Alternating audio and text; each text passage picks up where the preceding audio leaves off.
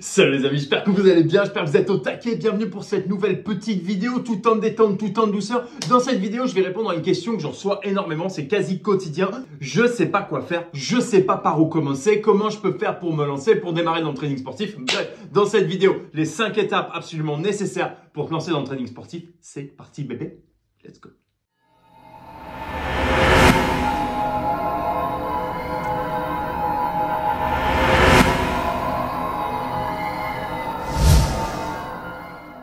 Ok les amis, pour ceux qui ne me connaissent pas, je m'appelle Paul Sussa, je suis trader sportif professionnel depuis 9 ans maintenant. J'ai créé la Football Training Academy en français et en anglais. J'ai créé le labo également en français et en anglais dans lequel vous pouvez suivre mes trades ainsi que les trades de 2 de mes meilleurs élèves qui sont avec moi maintenant depuis un petit peu plus de 2 ans, qui se régalent, qui ont des résultats de dingue. Bref, si vous êtes intéressé soit par une formation, soit par suivre nos trades un petit peu à l'aveugle pour apprendre et gagner de l'oseille en même temps, ou les deux, je vous laisse cliquer sur le lien juste en dessous en description. Ce serait un plaisir de vous avoir avec nous. Sinon, prenez votre temps, tranquille. Petit ginto, petit popcorn.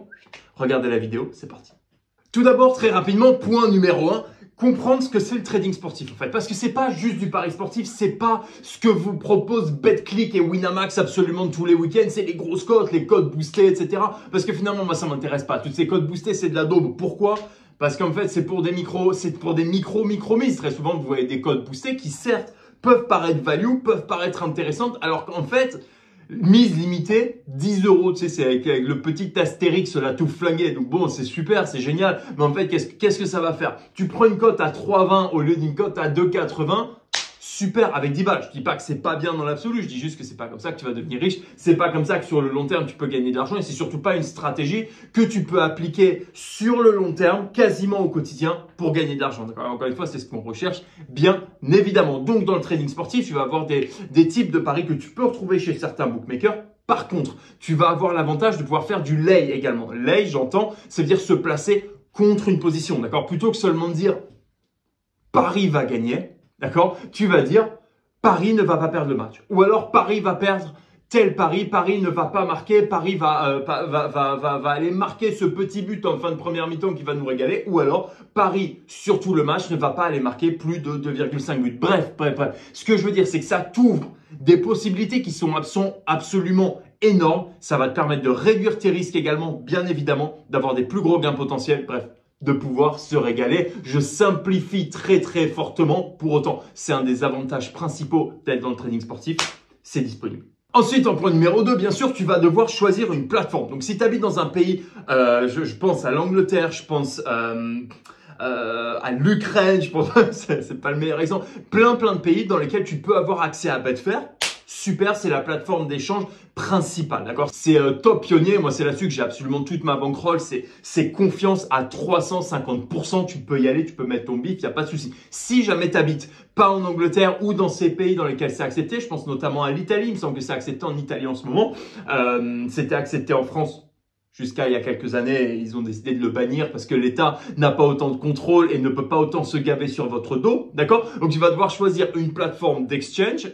En l'occurrence, tu as Orbitix qui est disponible pour les ressortissants français, belges, Luxembourg, etc. et toute la totale. Tout ça pour dire, tu as des possibilités. Donc, pour aller t'inscrire sur Orbitix, je te dis ça très rapidement, tu peux passer par le broker Asian Connect qui va t'ouvrir ton compte. C'est complètement légal, c'est complètement possible et c'est surtout, bien évidemment, sans imposition. Et ça nous plaît, ça fait partie, encore une fois, des très gros avantages à vivre des paris sportifs comme je le fais, comme le font certains de mes élèves. D'accord? Tout simplement. D'accord? Tu vas avoir un investissement secondaire.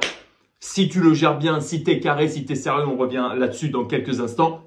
Tu vas pouvoir te gaver. Pas du tout d'imposition. Merci. Bonsoir bébé. Personnellement, j'achète une petite villa à Marbella en ce moment. Pas de prêt, pas d'impôt. C'est cadeau. Ensuite, en troisième point, bien sûr, une fois que tu as bien compris ce que c'était que le trading sportif, une fois que tu as choisi la plateforme, que ce soit Betfair ou Orbitix, bref, ou Piwi, enfin bref, et d'autres, sur laquelle tu vas aller placer ta bankroll et pour laquelle tu vas commencer. Là, il va falloir commencer à élaborer des stratégies. Donc, tu as 2 possibilités. La première, ça va être d'élaborer ces stratégies-là toi-même, d'accord? Donc, de faire une grosse analyse de marché, de regarder un petit peu ce qui s'est passé sur X centaines de matchs, d'accord, de voir un peu comment les équipes évoluent en fonction des timings, à quel moment, contre quel type d'équipe aussi, c'est extrêmement important. C'est pas seulement regarder le timing des buts sur SoccerStat et se dire oui, c'est bon, je sais quand ça marque. Non, parce que ça va dépendre forcément de contre qui il joue, quelles sont les probabilités, quelles sont les chances pour que ce scénario-là vienne se réaliser. Il y a pas mal de choses à prendre en compte. Je vais vous faire une petite vidéo là-dessus sur comment justement créer votre stratégie et comment y aller étape par étape. Soit, deuxième solution, c'est de rejoindre formations comme la mienne, par exemple, ou comme d'autres. Je pense notamment à des formations anglaises qui sont quand même plus intéressantes, plus fournies, plus professionnelles que ce que vous pouvez trouver en France, à part la mienne, bien évidemment.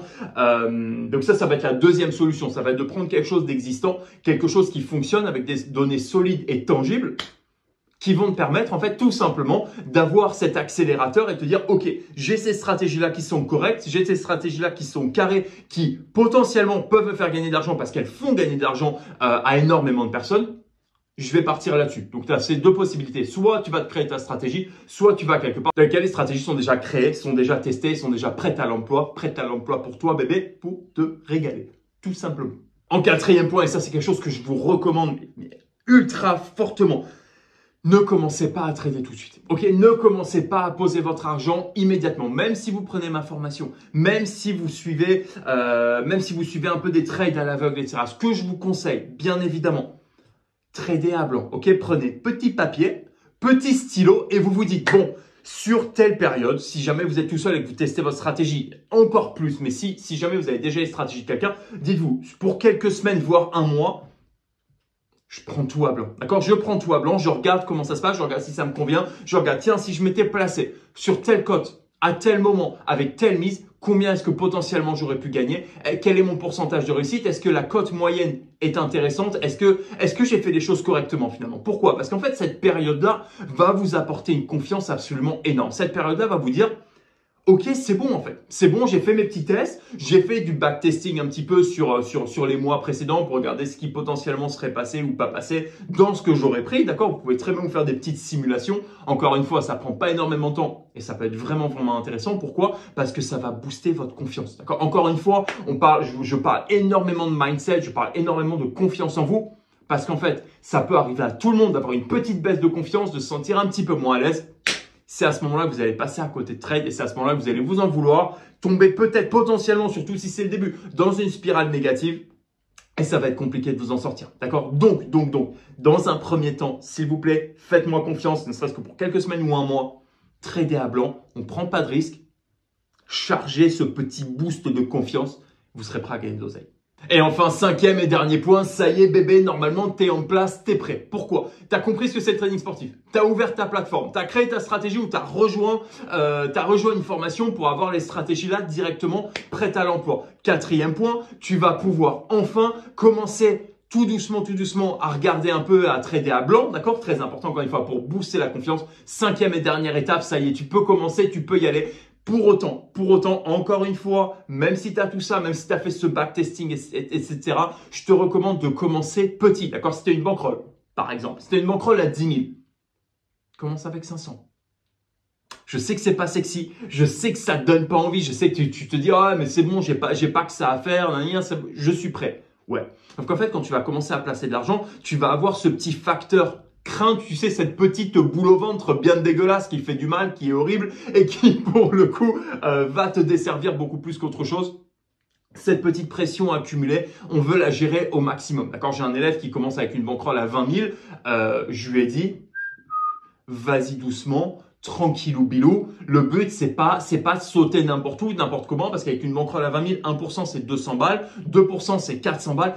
Tout de suite, en fait, si tu as 3, 4, 5 pertes de suite, ce qui peut arriver bien évidemment, psychologiquement, ça va faire mal, tu vas chercher à te refaire, etc. Enfin bref, il y a énormément de choses qui vont en découler. Donc, commence avec une plus petite bankroll que ta bankroll officiellement disponible de manière gérer ton risque tranquillement, mets-toi dans les marchés tranquillement, petit à petit, encore une fois, comme je dis très souvent, le but, c'est pas de devenir riche tout de suite. Le but, c'est pas de devenir riche ce week-end. Par contre, tu peux devenir pauvre ce week-end. Et ça c'est quelque chose qu'on ne vous dit pas souvent, mais ça, c'est une réalité absolue parce que tilté, regarde, tu te dis, allez, j'envoie 5 paris à 2%. Bam, tu as tes 5 paris qui perdent. Tu te dis, putain, merde, je suis déjà à moins 10%, ça fait mal. Ok, je vais renvoyer 10%. sur une petite cote à 2 de manière à me refaire et à doubler et à récupérer. Ce pari-là, il est perdant. Je t'annonce, tu as perdu 20%. Si tu as une cagnotte relativement importante, ça pique. D'accord? Ça pique, même si tu as une cagnotte à 1000 balles. Perdre 200, d'accord? Il y a plein de gens qui sont pas habitués, qui sont pas prêts à le faire. Ok?